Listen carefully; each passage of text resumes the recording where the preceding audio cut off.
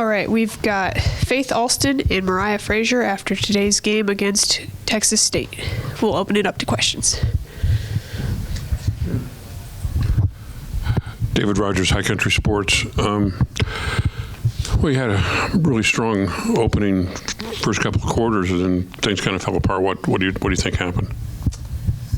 I mean, we stopped playing us, and these are the times where we need to learn and we need to grow, and we need to figure out how to put 4 quarters together. We had them in the first quarter, had like an 11-point lead. We let them get back in the second, and then we turned it into a game the second half, and it shouldn't have been a game. And that's something that we have to figure out, not even including the coaches. It's really the players, because coaches give us a blueprint. We have to go out there and execute. Zach Smith, High Country Sports. So it was a tough loss. How do you guys plan to bounce back?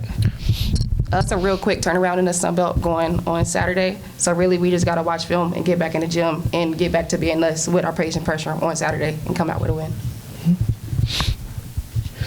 All right, we've got head coach Angel Elderkin after today's game against Texas State.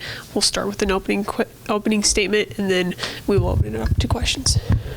I'll start with just crediting Texas State. I feel like in so many ways they kind of flipped the script. They were a woman down, and they had a woman up. They had one of their better players not dressed, and then they had a couple role players that go for 12 and 15 and score 27 points. And that's what it takes to be good. And right now, my job is to let our team understand that there's a ceiling to our group and there's a floor. And when we play to our ceiling, I think we could be pretty good. But when we play to our floor, we can lose to anybody on any given night. And, when you look at the stat sheet and you see 70 shot attempts and you see 16 offensive rebounds, you're like, wow, how do you not, you have 70 attempts to their 47. You've got 16 boards to their 7. Like, how do you lose that game?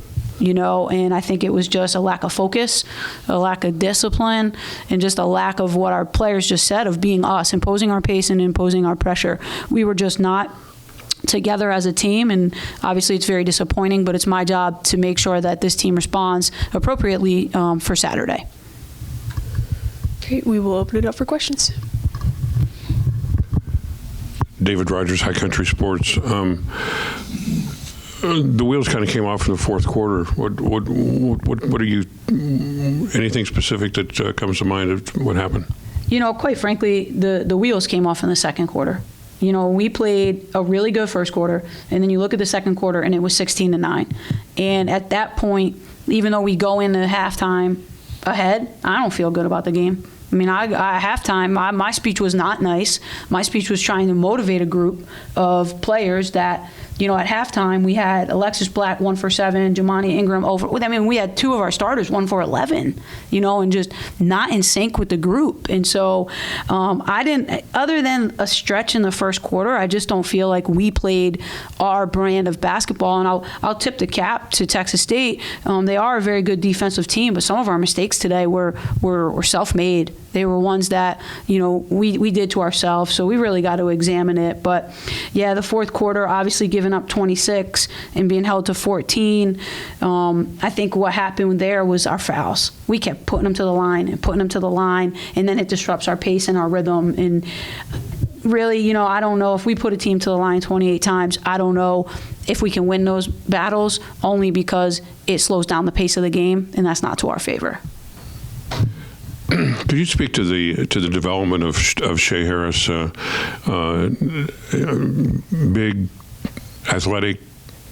She seems to really be coming on this year. Yeah, she's extremely dynamic and extremely athletic. And, we go down to Lafayette and she scores 15 points in a quarter, and we're able to come home with a win. And today, she had 10 in the first half. And I thought she's given us the scoring that we're missing right now from an Emily Carver.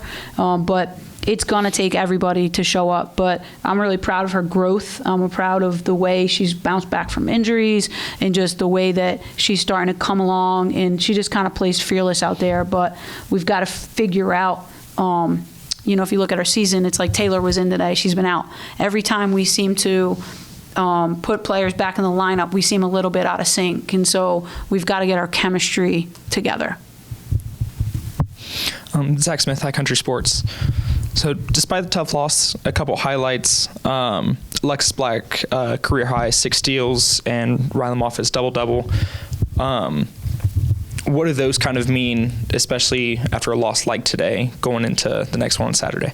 Yeah, first I saw Rylan, really always challenge her to be elite with rebounding, and I thought she did that. She's a player who's going to give her all, and so certainly a highlight for us. And did you need me? Oh, and then Alexis Black, when you look at 2 for 10, but you can compensate for that for getting 6 steals, I think that's if your shot's not falling, do something on the defensive side of the ball, and I thought she did that. I don't think our points per possession, though, after steals was what it needed to be. You saw a lot of layups left at the rim tonight.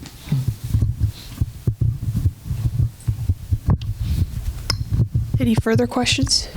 All right. Thanks, Coach. Good. Thank you, guys. Thank you.